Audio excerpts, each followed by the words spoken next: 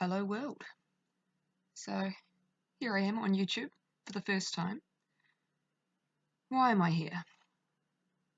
To be honest, I've been listening so much and thinking so much, and I've realised it's time to pitch in and join the dialogue really, instead of just listening all the time and internalising everything and thinking and thinking and thinking.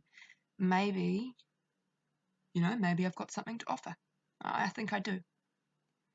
In a sea of voices, there are important points being made really, and conversations being had, and I feel like sometimes that a lot of us are just sitting on the sidelines, just watching, listening, and not really contributing, and I'd like to change that.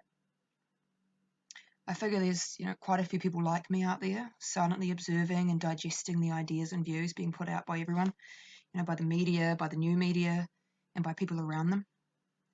And like me, I'm sure that they feel like silent witnesses sometimes in an echo chamber of their minds and their community as well, and they don't dare to open their mouths to have a real open dialogue in fear of losing their friends or their job or their family, or it's quite a polarized, politically correct world we live in now, and it's even me not showing my face, it's partly because of that.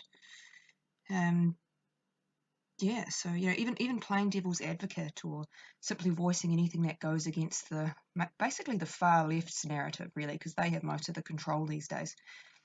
It can be social suicide doing that.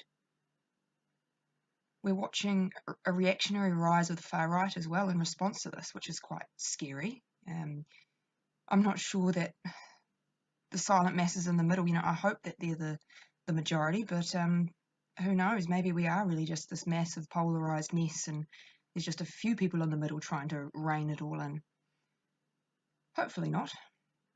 But I do start to wonder. I don't think we have the luxury to continue to stay silent, because I hope in my heart of hearts that we are actually the majority. We're just quiet and getting on with our lives, but maybe we can't do that anymore.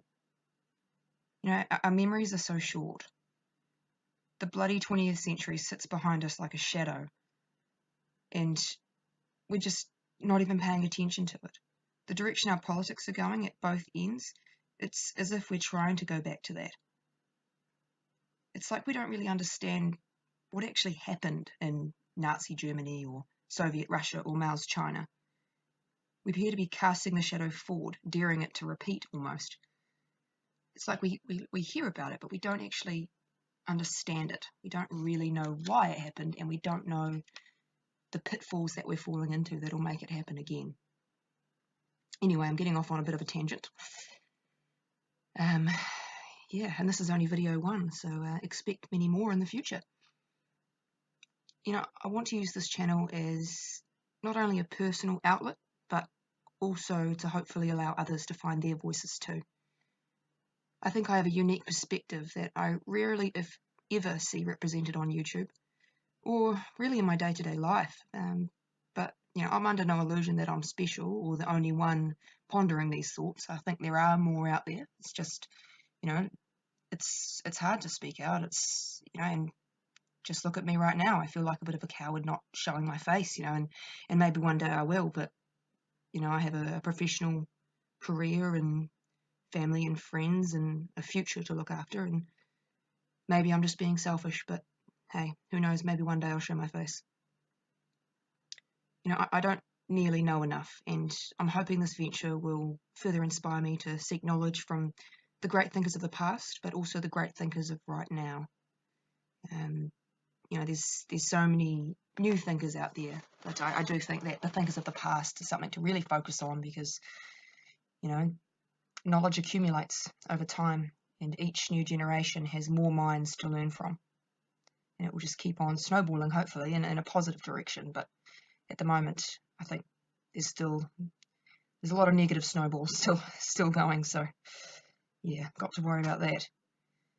And I'm always open to having my mind changed, and no matter how dear I hold an idea, there's if there's evidence to the contrary, I'm always open to re-examining it. And there probably are some things that I do feel quite set in, but I like to think I'm an evidence-based person, and if you come at me with an argument, then I'll take it. And even if I don't agree with you, we can agree to disagree.